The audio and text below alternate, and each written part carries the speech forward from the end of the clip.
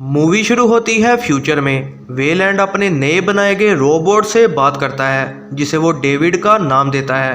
David एक perfect robot है जो कि दुनिया के बारे में सारी इन्फॉर्मेशन जानता है।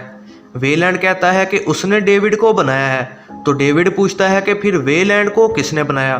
तो वो कहता है कि इंसानियत ये जवाब कब से ढूंढ रही है और अब डेविड उनकी इसमें मदद करेगा। इंट्रोडक्शन के बाद हमें फ्यूचर में और आगे लेकर जाया जाता है।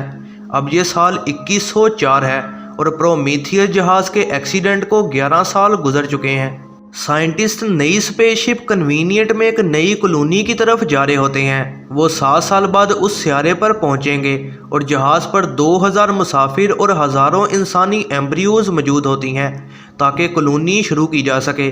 तभी स्पेसशिप का अलार्म बजता है कि सोलर फ्लेयर जहाज़ से टकरा गई है। इशू ठीक करने को टीम एक साथ काम करती है ताकि जहाज़ ठीक किया जा सके। लेकिन इसी दौरान स्पेसशिप का कैप्टन जल कर मारा जाता है क्योंकि उसका स्लीपिंग पॉड खुल नहीं पा रहा होता और उसके साथ साथ कई और लोग पॉड्स में ही मारे जाते हैं। फिर जहाज़ को नए कैप्टन के हवाले कर दिया जाता है।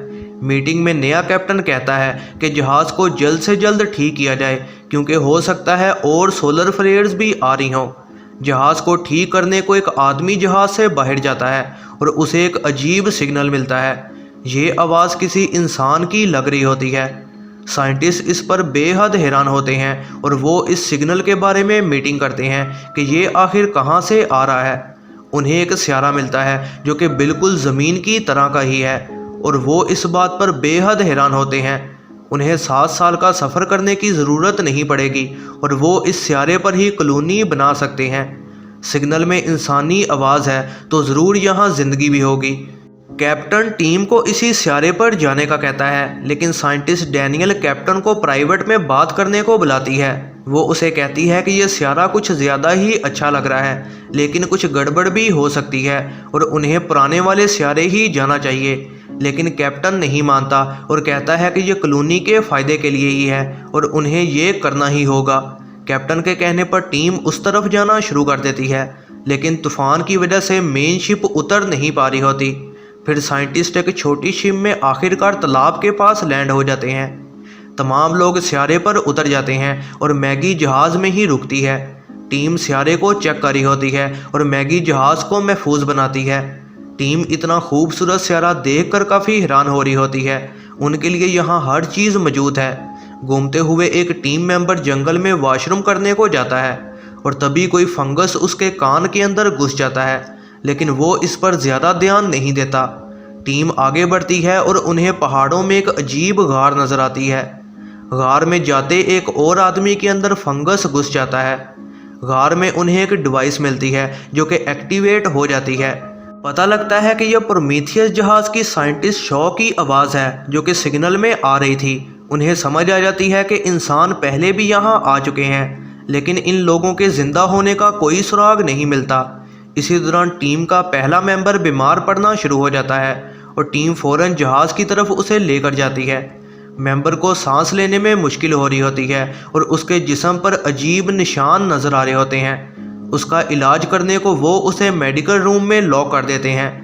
अचानक एक छोटा एलियन मॉन्स्टर उसके जिस्म को फाड़ कर बाहर आता है। एक औरत उस कमरे में ही होती है और एलियन को देखकर वो बाहर निकलने की कोशिश करती है लेकिन मैगी रूम बाहर से लॉक कर देती है क्योंकि वो नहीं चाहती कि इन्फेक्शन फैले। वो मैगी से मदद मांगती है लेकिन वो रूम नहीं खोलती। औरत एक चाकू उठाकर एलियन से मुकाबला करना चाहती है लेकिन एलियन काफ़ी ताकतवर होता है और वो उस पर हमला करके उसे मार देता है। मैगी एक शॉटगन की मदद से एलियन को मारने की कोशिश करती है लेकिन एलियन बेहद तेज़ होता है। वो शॉटगन चलाती है और धमाके से जहाज़ के साथ एलियन और मैगी भी मारी जाती है। जब टीम वापस भाग रही होती है एक और आदमी के अंदर से मॉन्स्टर बाहर निकल आता है। टीम अपनी पूरी ताकत से एलियन को मारने की कोशिश करती है लेकिन इसका एलियन पर कोई असर नहीं होता क्योंकि वो काफ़ी तेज़ होता है। इस वजह से 2 और लोग मारे जाते हैं। तभी एक आदमी वहां आ जाता है और उनकी जान बचा लेता है।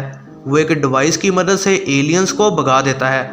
वो टीम को महफूज जगह ले जाना चाहता है और टीम उसे फॉलो करती है। वो फिर एक टेंपल में पहुंच जाते हैं। वो सबको अपना नाम डेविड बताता है। ये वही रोबोट है जो शुरू में दिखाया गया था।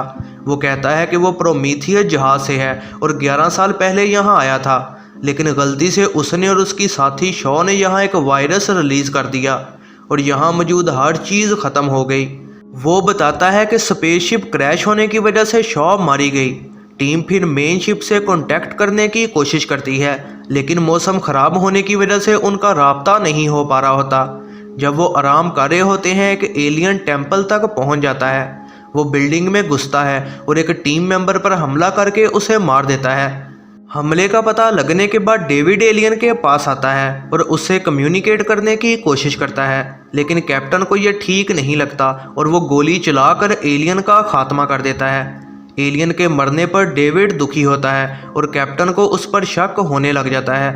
कैप्टन डेविड को सब सच बताने का कहता है। डेविड फिर बताता है कि ये मॉन्स्टर्स एक तजर्बा है जो कि उसने किया है और इस वायरस के ज़रिए वो नए मॉन्स्टर बना सकता है।